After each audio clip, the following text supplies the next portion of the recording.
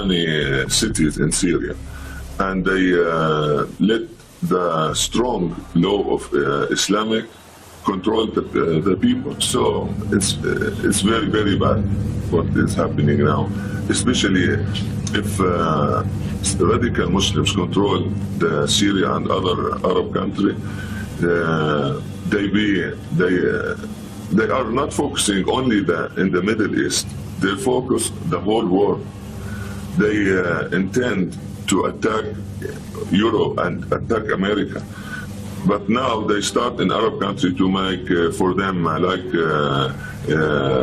basic land to be more strong and to have more support.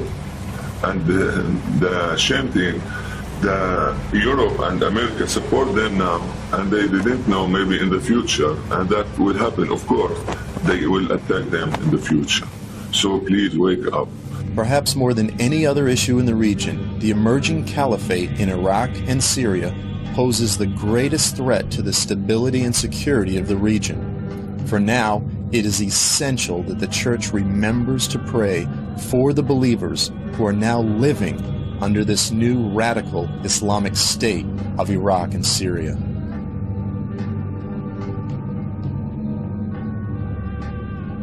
But far beyond any of the signs that we've discussed so far, clearly the most profound and pressing sign of the final hour is the global rise of virulent hatred, even militaristic antagonism toward the Jewish people and the State of Israel. Throughout the prophets, the testimony is clear that in the last days, just before the return of Jesus, this anti-Semitism would rise throughout the nations, eventually leading to the nations actually gathering together against the nation of Israel and the city of Jerusalem.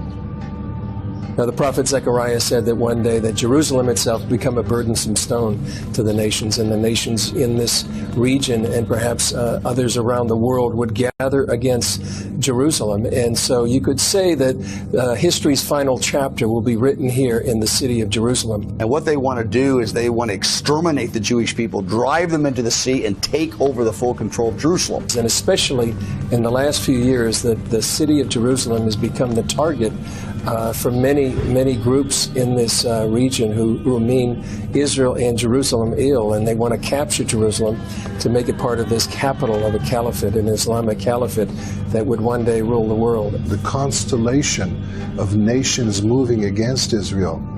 You know, barely 40, 50 years ago, we couldn't believe that Iran would have turned against Israel, or that Sudan would have turned against Israel, because these were nations with good relationships with the Jewish state.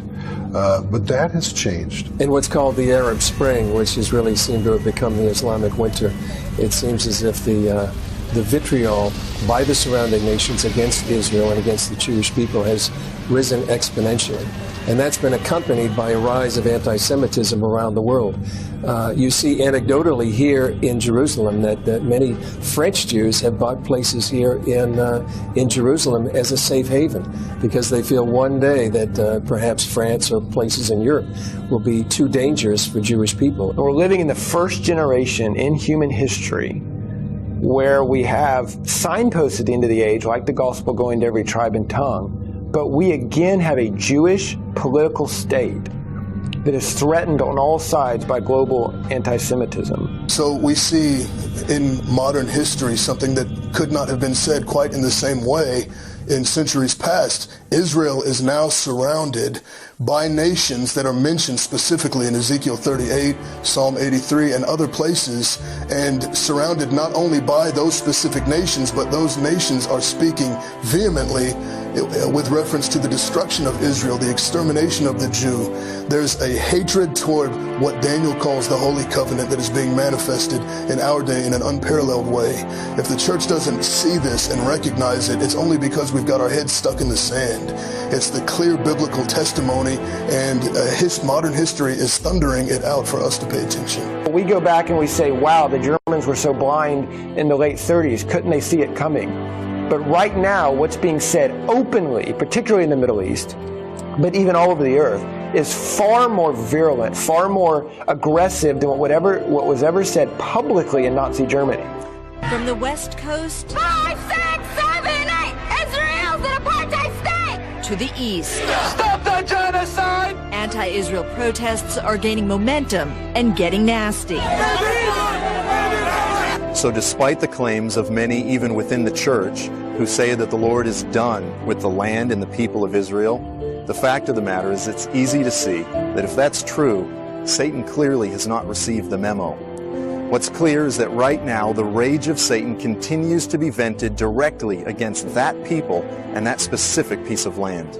The enemy's been trying to wipe out the Jewish people with all hell for 2,000 years. I mean, crazily, supernatural, I mean, crazy. Hitler, I mean, just a obsession that makes no sense except supernaturally. That only proves God, because if the enemy is trying to wipe out this particular people, if he's trying to fight over this particular land, what it tells you is God has something for this particular people, and God has something for this particular land, and it's marking the spot, and here, hey guys, it's going to happen here. So by default, he ends up bearing witness to God and the purposes of God. Sadly, the trend toward hatred of the Jew and radical anti-Israel sentiment is now spreading even in the Christian church. One of the great tragedies happening in the body of Christ, although I have a lot of friends that are promoting, I call this a tragedy, and it's the anti-Semitism that is on the back end of amillennialism. And I have a lot of good friends that promote amillennialism, which is more of the end-time prophecies, or most of them are spiritualized, and the approach, they're not literal. And though they love Jesus and are real faithful preachers of the Bible, this is a popular trend. But one of the real downsides of that is this kind of negative attitude towards Israel, rather than understanding Israel in God's opinion. I mean, Israel's weak and broken just like the Gentiles are. But it's the election of God that is the issue that's at stake here. Today, the controversy and the contention is mounting in an unprecedented way. And we could explain it in geopolitical terms, we could explain it in historical terms, and still miss the underlying reason. And the underlying reason why there's so much controversy about the city of Jerusalem today is because God made covenant about His Son ruling and reigning from a specific piece of land on a specific hill at an appointed time. And as we draw closer to that appointed time, the powers and principalities and rulers of the air will get more urgent in their rage, their resistance, their opposition, and their contention, and they will use men like puppets to effect and to orchestrate their plans and purposes. As today's ideological and political trends continue to prepare the world for the final thrust against Jerusalem and the Jewish people, the scriptures are clear that in the day of judgment, the Lord will execute vengeance against both individuals and nations who mistreated Israel and the Jewish people in the last days. Why God would, in that final day of the Lord, in the end of history, as we think of it, bring judgment, because the way the nations have treated Israel and because they have divided up the land. One of the most frequently spoken of matters in the prophetic scripture is this issue of the Lord bringing the nations together at the day of the Lord to enter into judgment with them for how they mishandled and mistreated His covenant people and the apple of His eye. We see this in Joel 3, we see it in Ezekiel 38 and 39. We see it in Zechariah 14, a post-exile prophet speaking about destruction to come to Jerusalem and then judgment being executed against the kings of the earth for how they mishandled this people. God consistently said, at the end of the age, I judge on behalf of Israel. In other words, something has happened in the earth that caused the nations to respond to Israel in such a way that God can judge all the nations on the one question of what did they do? How did they respond to the issue of Israel? Obviously, the ultimate issue is how each man responds to Jesus, but something is coming that creates a context where Jesus says our response to the Jew, not just theologically, but practically, because He judges, did you help them? Did you protect them? Did you give them shelter? Did you give them food? Did you give them clothing? Something happens on the earth that Jesus can measure our obedience and our love of Him with our stewardship or our care for them. And shockingly, Jesus equates our treatment of them with our treatment of Him. While in Jerusalem, I met with Rabbi Yeshayahu HaKohen Hollander. Rabbi Hollander is the foreign minister of the nascent, reorganized Sanhedrin. I asked Rabbi Hollander, what can Christians do to stand with the Jewish people in light of the rising tide of global anti-Semitism? If we stick to the truth and say these are the facts, if you talk about this, compare it with ABC, and stick to the truth, emphasize the truth, correct proportionality, and I think as people are presented with the truth and the facts, most people, in most situations, or I mean, it would even go further, all people in most situations prefer the truth. That doesn't mean they know the truth. And they have to be presented with the truth. This is very important. So in conclusion, it's clear that many of the signs are aligning and setting up for what the Bible calls the last days. But it's also true that the majority throughout the church today are not living with that eschatological urgency of the hour. They're not living with the missionary zeal of the early church. But the Lord is faithful, and He will awaken and prepare His people. Is the church ready? No. Is the Lord intimidated? No. He's going to prepare an equally yoked bride for His Son. And we're going to be ready. He's going to finish what He started. Is there going to be growth pains? Is there going to be a big learning curve? Yes. But that's why we're praying.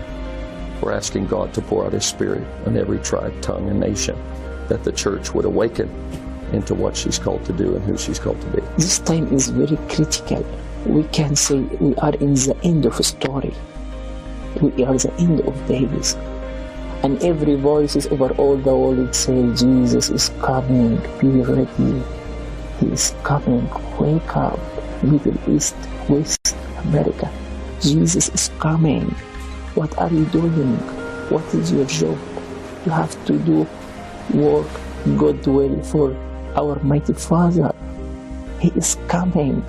So while the earliest Christians, the most radical generation, that generation of Christians which turned the world upside down in just one generation, while they were clearly thoroughly apocalyptic in their outlook, diligently studying the prophets to understand the signs of the times, for them the issue of the end times was far from just theoretical. For them the issue of the end times was thoroughly applicational. It guided how they lived both individually and as a community. And so also with the modern church. In light of the present hour, in light of the storm clouds that are gathering, as the climax of human history falls on us, we have to be asking ourselves this question: how should we be living in light of the approaching hour?